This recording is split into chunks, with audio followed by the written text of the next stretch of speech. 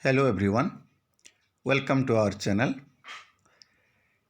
Today we will discuss about another important function of educational management, that is organizational autonomy and flexibility.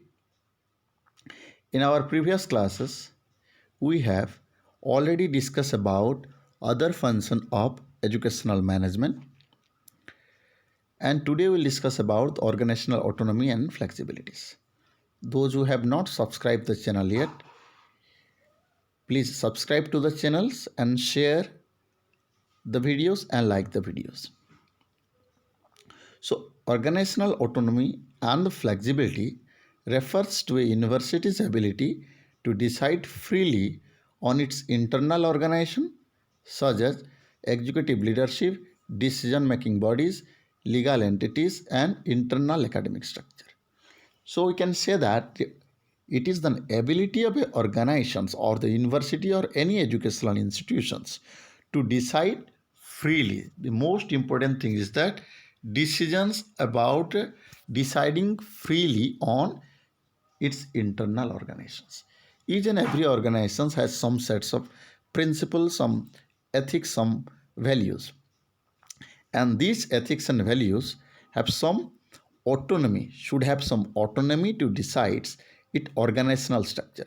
When an organization is out of any external control, when there is no such external control to decide the various organizational activity and functions, we can say that the organizations has some organizational autonomy or autonomous entities. You must have heard about the autonomous school and colleges, particularly the colleges granted by the University Grant Commission, UGC. So the organizational autonomy and flexibility, it is talking about the ability and giving the freedom to institution or the organization of the universities to decide the executive leadership, whether it should have a HOD or it should have a principal or the academic dean or whoever it may be, or the academic coordinators, whatever it may be. So it is the autonomy of the organization and the university to decide its executive leadership and decision making process, and legal entities and internal academic structure. Whatever the internal academic structure, that we'll discuss subsequently. How an organization is getting freedom and some flexibilities and some autonomy to decide on all these activities is called organizational autonomy. And also we can say that the autonomy and ability to independently decide, this is most important.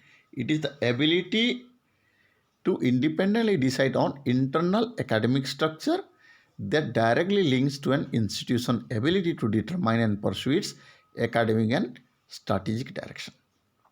Each and every organizations follow some strategic rules and directions. Some have some basic principles.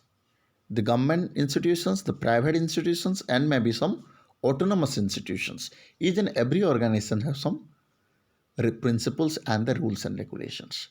When these rules and regulations are independently decides without any external influence or external sources on what matter, it may be defined, that is has some academic structure that has the directly link with you to determines the academic structures of an institution.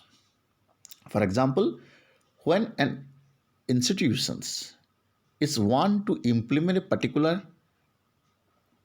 course or particular syllabus in an institutions, it is the autonomy, discretion, or the discretionary power of the institutions to decide what to be incorporated, what not to be incorporated.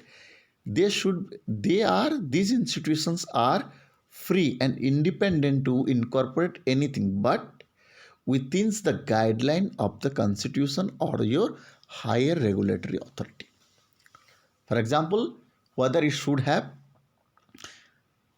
the core principles, say for example national education policy 2020 is talking about it should have these features. The institutions must have some autonomy with respect to the students, must have some autonomy with respect to choosing the subject. So you have to operate based on that framework. Say, for example, 5 plus 3 plus 3 plus 4.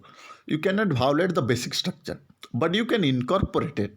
You can incorporate anything which is permissible as per the law, or as per the constitutions, or as per the law provided by the country.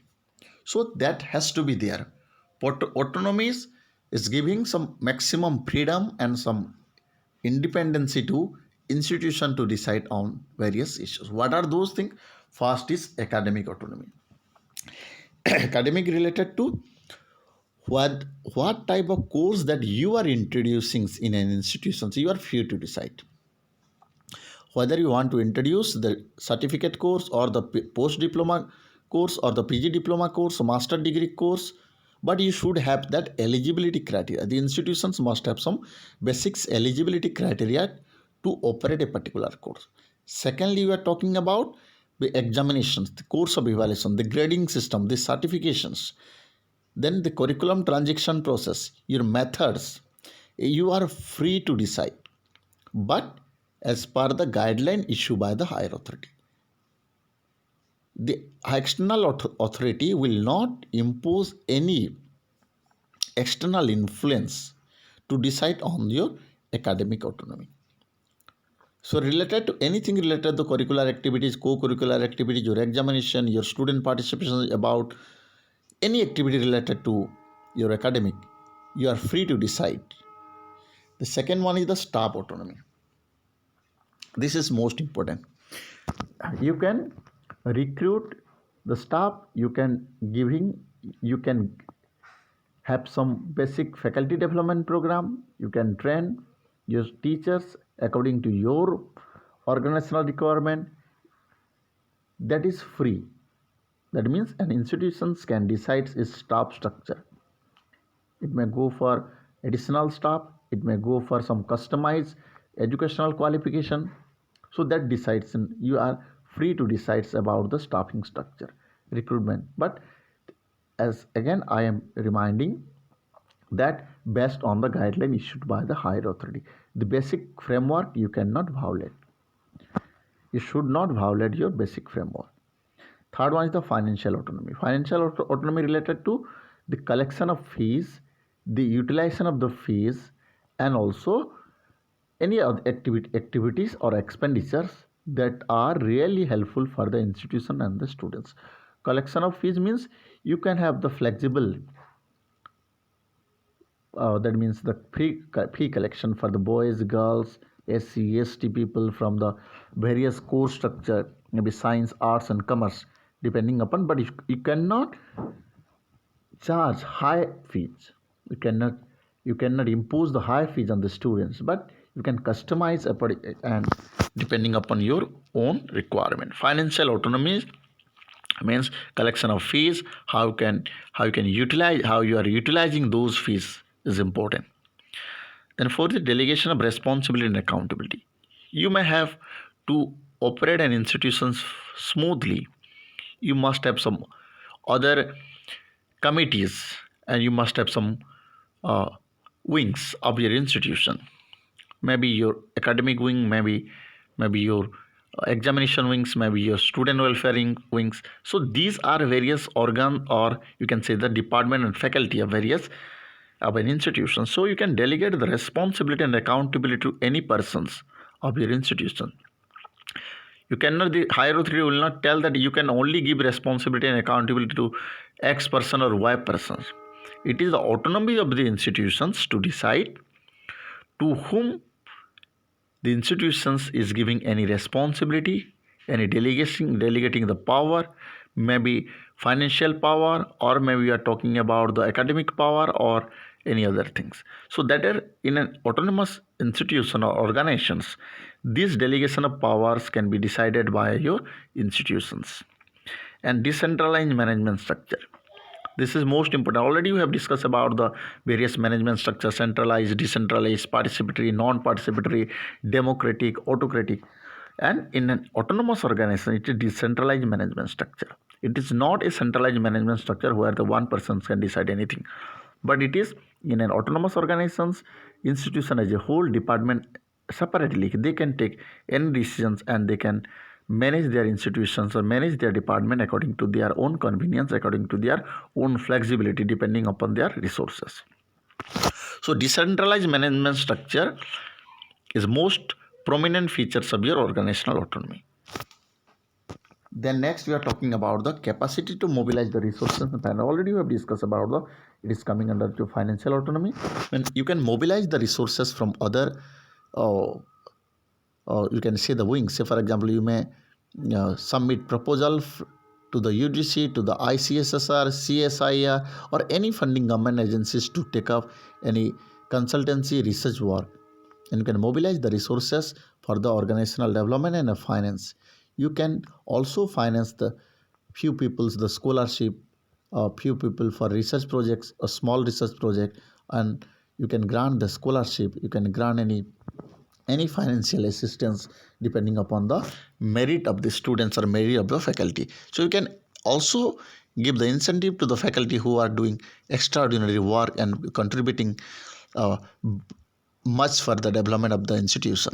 So that autonomy is there. And the certification and gradings, you can giving a certification and grading according to the convenience of the institutions and the or we can say that university. So these are, we can say that when an institution has have some ability to independently decides and customize, flexibility means with some there is no rigid rules and regulation to decide on this. So flexibility, it is a dynamic and according to the requirement. It is not a tailor-made, rather than it is the according to requirement of the students. So the organizational autonomy, broadly you can say that how an organization independently working in various academics aspects and is allied sector. So this is all about your organizational autonomy and flexibility. Those who have, again I am reminding those who have not yet subscribe our channel, please subscribe the channel and like the videos and share with your friend, so that you can get your new notification in your comment box.